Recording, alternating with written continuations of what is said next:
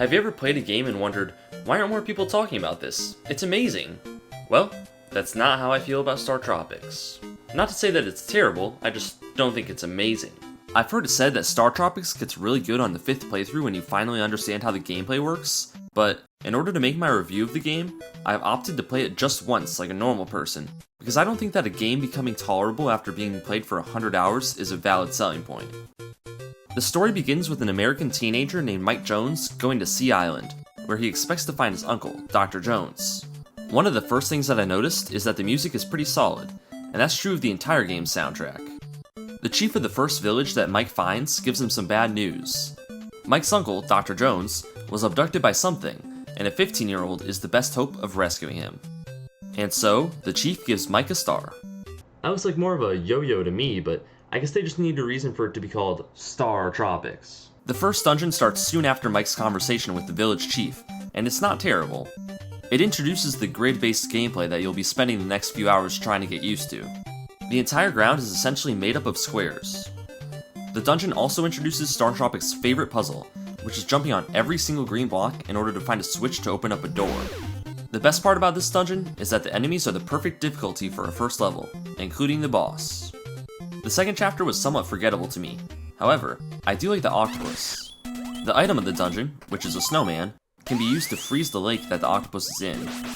While I'm on the topic of bosses, I may as well talk about all of them. They remind me of classic Zelda bosses, because most of them can be defeated using items found within the dungeons, but they still require some amount of skill to be beaten. Interestingly enough, I think that the final boss does the best job of balancing difficulty and being a fair fight, but I'll save that for the end of the video. For right now, let's talk about Chapter 3. It starts out with Mike's submarine crash landing on an island after a terrible storm. He meets up with the village chief, who will only fix the submarine if Mike heals his daughter. So, Mike goes through a dungeon to reach a castle that only allows women inside, which means that he has to go through another dungeon to reach yet another dungeon that is inside a graveyard that has good theming, but also a really annoying gimmick, where half of the enemies are invisible. Once Mike defeats the big ghost at the end of the graveyard, he reaches an old woman who places a spell on him, and I guess he's trans now. So, he goes back to the all-female group as a strong, independent woman and talks to the leader. His voice still sounds like a man's though, meaning that he went through all of this work just to be given a dress. Mike claims to be sick, which is good enough for the female leader, and so she upgrades his star, also known as a yo-yo. From there, he can go to 2 more dungeons. After this, Mike gets a spell that saves the village's chief's daughter, which gives the village's chief enough time to fix Mike's submarine. It's a good thing I saved the village's chief's daughter at the time that I did. It looks like the village was just starting to have enough food to feed all of its citizens. After all of that work, the submarine gets swallowed by a whale. The entirety of Chapter 4 is a maze with no dungeons. Basically, it's the exact opposite of Chapter 3. The final challenge is to use a code that can only be found by dipping Dr. Jones's letter in water. As in, the letter that comes with the manual. So if you don't have that letter, or water, then you're pretty much stuck, and also probably going to die of dehydration. The 5th chapter has just 1 dungeon.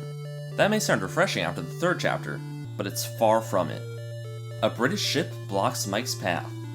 Rather than simply moving the ship, Mike goes through Captain Bell's cave in order to sink it. The problem is that Captain Bell's cave was made by someone who wants nothing more than to watch the world suffer. The enemies and obstacles move faster than Mike Jones, making it nearly impossible to not get hit. Maybe I'm just terrible at this game. I mean, I am. But this is when the difficulty ramped up just a bit too much. Wow, you've done it! You destroyed an important part of history! The 6th chapter has some of the best dungeons in terms of theming, because it feels like you're exploring ancient ruins, sort of. There's also a lot of aquatic creatures. The final chapter has a very sudden shift in genres. All of a sudden, the game becomes a science fiction adventure. Mike Jones boards the spaceship of the aliens who abducted his uncle and fights his way to Zoda. When Mike sees Zoda, he has a headache, so he sticks bananas in his ears to stop it. The entirety of the spaceship feels a little bit darker than the rest of the game. The items are no longer innocent things like snowmen. Mike carries a gun around. At least he's still American, I guess. The robots and aliens are also insanely difficult. Just look at this thing. How am I expected to avoid that? It's just so annoying.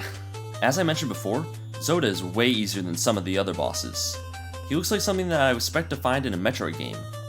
The epic battle with Zoda, combined with the cool pictures in the credits, gives StarTropics a satisfying ending. Did you enjoy the video? Or did you disagree with everything that I said? Feel free to let me know in the comments down below. If you want to watch one of my other videos, then I would recommend the Dead Space video, because it's one of my favorite videos that I've made so far, I think, and also, it has not very many views. That's because it took me so long to upload it, so then it got recommended to basically no one. So this is basically just your notification that I made a Dead Space video, and I think you should check it out. Thank you. Goodbye.